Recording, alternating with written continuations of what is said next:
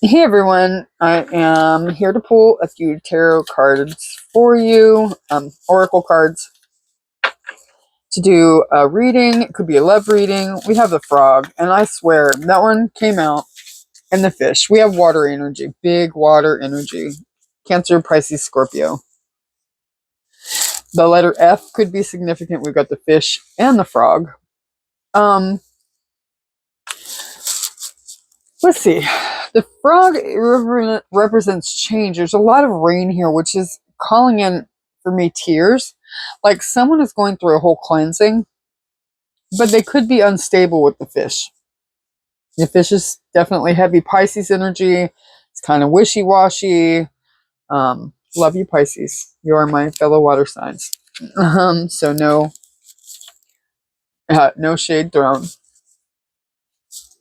Let's see. The fish. Restlessness. Change of focus. Lost in the current. Somebody is just lost right now. They are being pushed to go through a transformation, whether this is you or somebody that you came here for. When out of balance, distracted, changes mind often. This person could have been hot and cold with you, in and out. You know, one day they wanted one thing and the next day they weren't sure. They could have left you more confused than there was no clarity. I'm just totally feeling like there was zero clarity in this situation.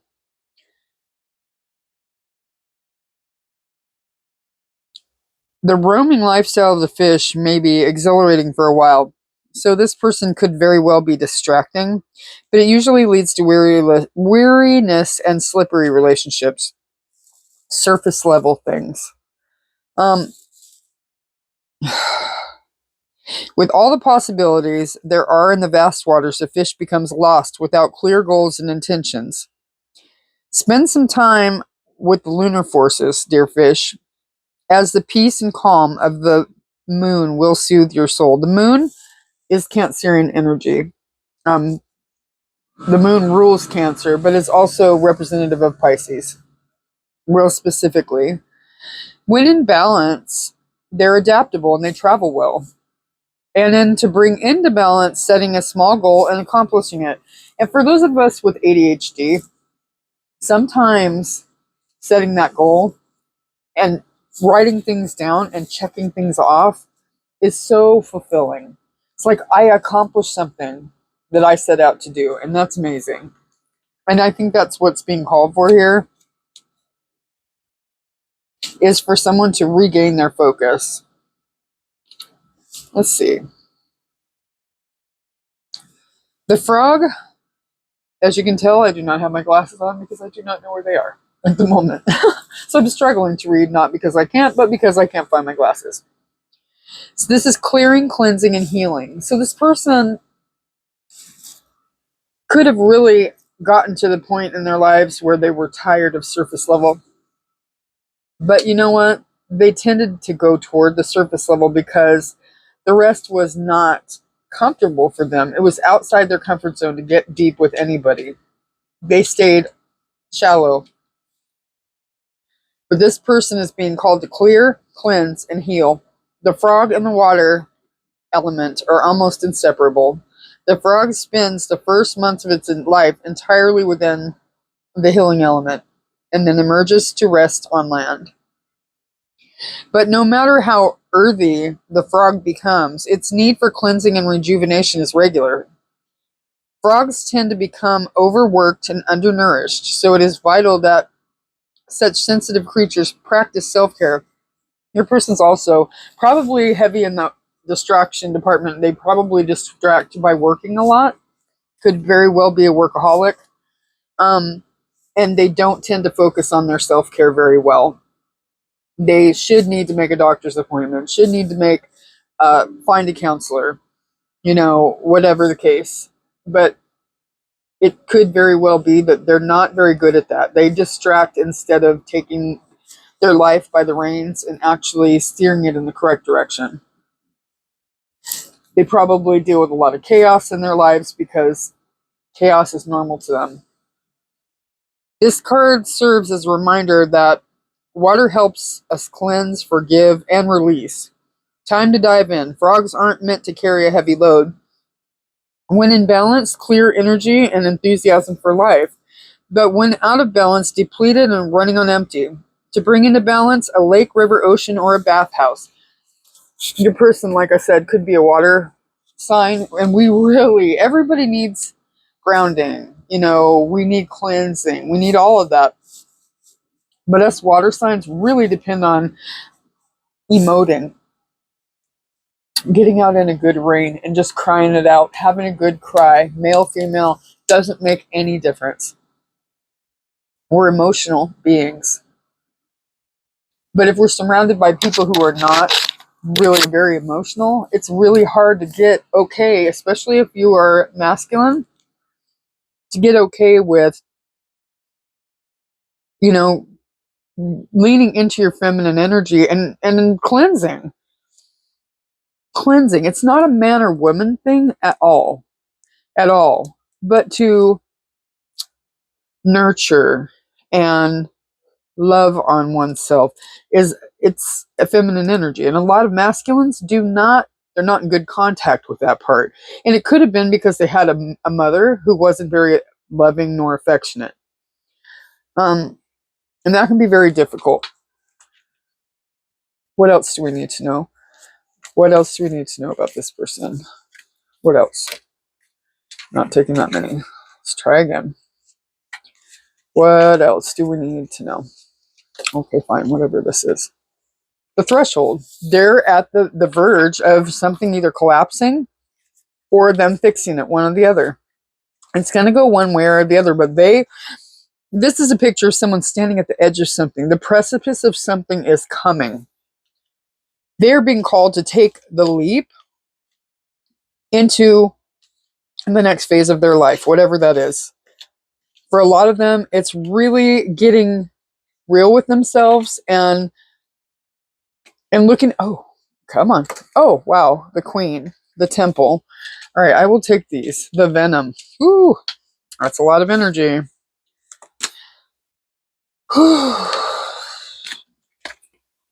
That's a lot of energy. Heavy, heavy.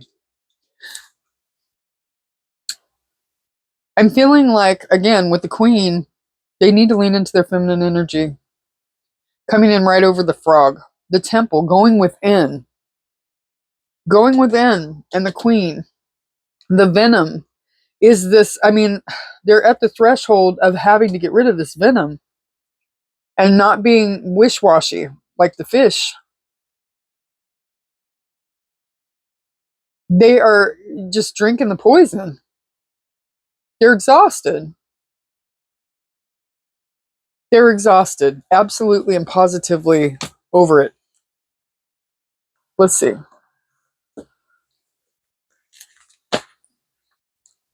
I'm going to look at the Venom before I look at anything else. That Venom is calling out to me. There's something in there that you need to know. Let's see. Oh, gosh. 191. 11. 11 could be significant to you. November, the 11th of the month. It's on page 191, which breaks down to 11.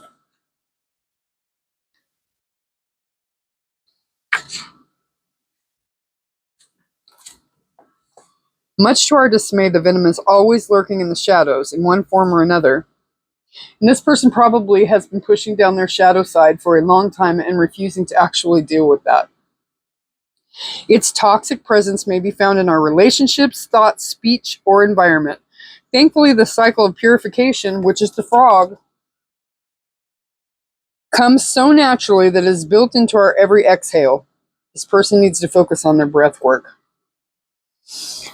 Breathing in positive, breathing out toxicity. Naturally, it is that built into every exhale. We breathe out carbon dioxide, and the plants return it to us as oxygen. Archetypal venom is rarely remedied as easily. However, it can come in potent forms and quantities that are deeply damaging to us and to the world when the Venom card appears. There's a harmful substance in our psychic realm that must be identified. Perhaps your words have a sting of poison about them. Perhaps your relationship is slowly draining your reserves. Acknowledgement is the first step to change. Acknowledgement is the first step, change is the second. The remedy will reveal itself in time, and with it, forgiveness. When you harm another, you harm yourself. Keep in mind this goes for our Earth as well, with cosmic consequences. The spreading of the venom is like a chain reaction. When we strike others, it is likely we have ourselves been struck. Break the cycle. Something very, very, very, very negative and toxic that this person needs to look at and handle. But they are at the threshold. I like that. I feel like not only do they need to get in contact or in touch with their feminine self within, they also see you as a divine feminine. The queen. That could be male, female. It doesn't matter. We're not identifying by sex here. So let's look at, we know what the threshold is. They're being called to the surface, but I would like to really look at the queen next.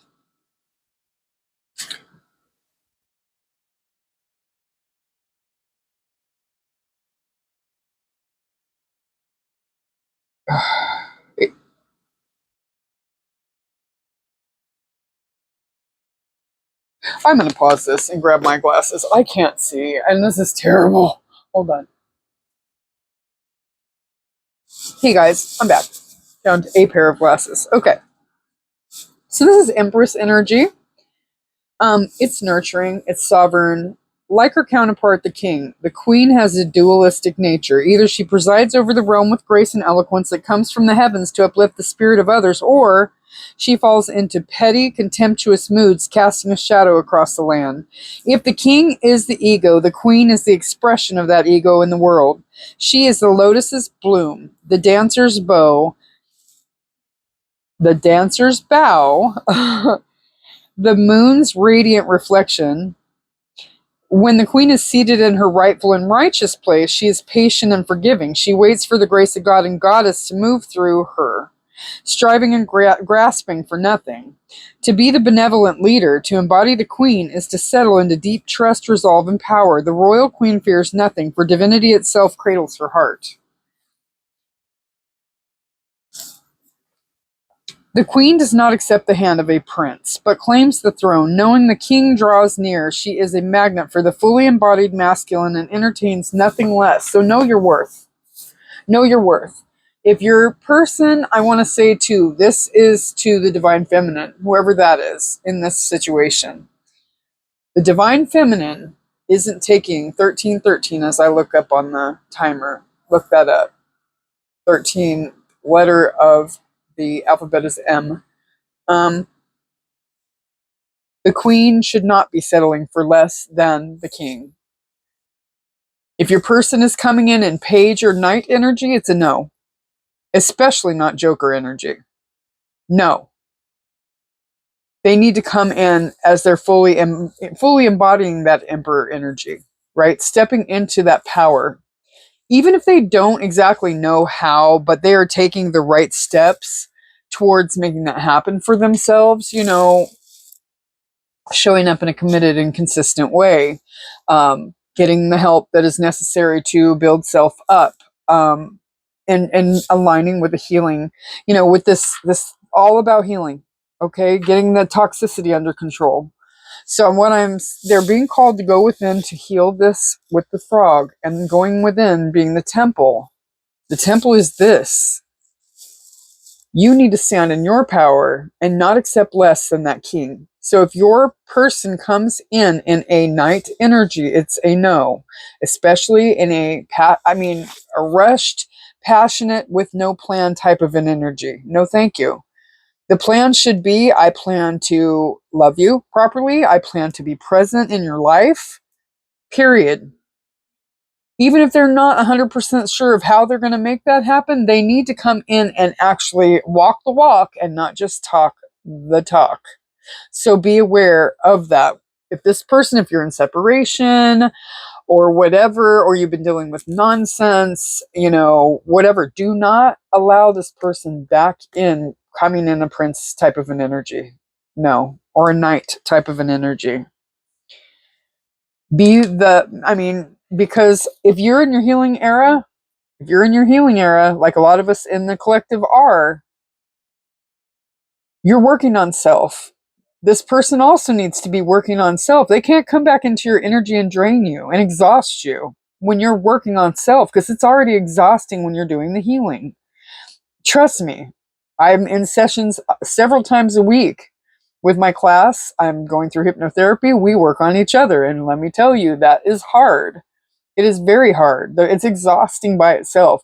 You don't need somebody else to come into your realm and bring that exhaustion to you because they refuse to deal with themselves, so that their trauma is bleeding over onto you and you're trying to heal yours. They need to step into their healing as well so they can match your healing. It's important. This person doesn't need to be, some of us don't care about financials. That's not, who cares? That's something you can build together. It's not something, I don't see that as either masculine or feminine at all. It's not about what you can do for me, but you have to match my healing energy, because I'm on a mission to heal others. I can't fix you. You have to come. Here's the thing. And I think I said this yesterday in one of my readings. If someone books with me, right, a hypnotherapy package of like 6, but they don't show up to their appointments, am I able to help them in any way? I am not. Is it my job to hunt them down? It is not. It is not. I cannot force anybody to step into their healing era, and neither can you or should you, because it's not your job. The person will come and fall on their face and realize, you know what, universe, this is not working for me. God, whatever, however you want to address, this isn't working the way that I've been doing it all my life. I don't know it all. Help me. And when somebody finally comes to God for help, God will put the right people in their path. But if they don't employ these people or go to these people and seek the help that they're being offered, they're not going to get anywhere. You can want all day long. You can fantasize and have illusions in your mind of things coming to fruition. But if you don't put one foot in front of the other and actually take the initiative towards healing it, building it, whatever the case, then you're never going to get it. You're going to stay in your head for the rest of your life. And who wants to do that? I want it in the 3D world. Yes, you have to imagine it, create it, think about it, think about the details, all that. But you can't sit there and only do that. You have to actually make the moves in order to make things change. 1818 on the clock as I looked at. Don't ask me what that is. It's not my first initial of my name. So I don't know, but 1818. All right, guys, let me look at the temple. And this is more of like an advice reading today to stay in your power, because stay in your power.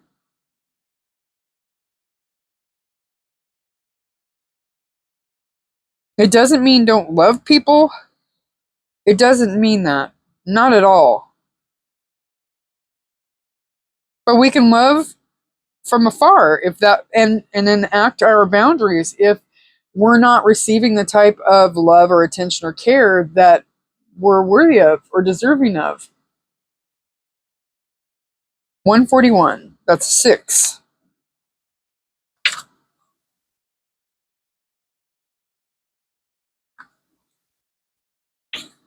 When we think of a temple, we often envision an architectural structure in a far-off land. We're quick to distance ourselves from the sacred, assuming we must expend much effort in order to arrive there. It's not arrival, it's within. Yet the temple is a universal and omnipresent energy, accessible in the highest and lowest, richest and poorest of places. Visiting the temple might be as simple as stepping into the dappled light of the forest, slowly and sensuously kissing a lover, or closing your eyes to travel inward. This card is a call to re-examine what you pay homage to and what you reject. What do you spend your time worshiping? Your phone, money, material goods? What barriers do you draw between yourself and the sacred? And others, for that matter. Are you running from something you shouldn't? And I'm more saying that not to the collective, but to their person. Are you running away from a person you shouldn't? Are you running from God? What are you running from? The unknown? That's where the most beautiful stuff lies. That's where the magic and miracles happen. But until you take one leap forward and one step in the right direction, in the unknown direction, you're always going to wonder what you could have had, could have done, as you sit in your head. And that doesn't make sense. Perhaps there is room on your altar for something new, something surprising. Offer it to the heavens. Pray about it. Though indeed the temple travels with you, this card is interwoven with the pilgrim archetype. If you've been longing for a spiritual journey, book your tickets. Somebody, travel. The ancient yogis saw the body itself as the temple, every function and feature of it as an expression of divinity. Build a shrine with found materials. Don't spend any money, only time. That is beautiful. That is really, really beautiful. I just want to know if there's anything else that we need to know here. I'm going to pull this. Pay attention to red flags flipped over. So if this person comes in again, if you stay in your queen energy, do not overlook red flags. Be real honest with self and the person coming back in. If they're coming in too soon or unhealed or haven't done any work or with the same song and dance, don't accept that because you're worthy of more than that, queen. Is there anything else we need to know besides the red flags? Is there anything? Oh, okay. Redirect your thoughts. Focus on what you want to attract in this relationship, not on what you fear will freaking happen. Seriously. And this is for both of you. This is for both of you. But again, if you're focused on whether this, this is for the collectives person in particular. If you are focused on, oh, this person might hurt me, this, that, and the third. Seriously, you're creating things in your head. Stop it. Because you know what? You're making up and imagining things that are based on things you've gone through in the past. But it's not reflective of the collective. Oh, maybe I'm a poet and just don't know it. But if this person's never given you any reason to doubt them, why are you doubting them based on other people? No, thank you. And this goes for the collective too. Like if you encounter a good person, you can't always throw the negative beliefs that you have. You need to check your limiting beliefs at the door. Figure out why you have those. I hope this helps, guys. And I'm going to do some shorts now. And I hope you have an amazing day. Take care, guys. Bye.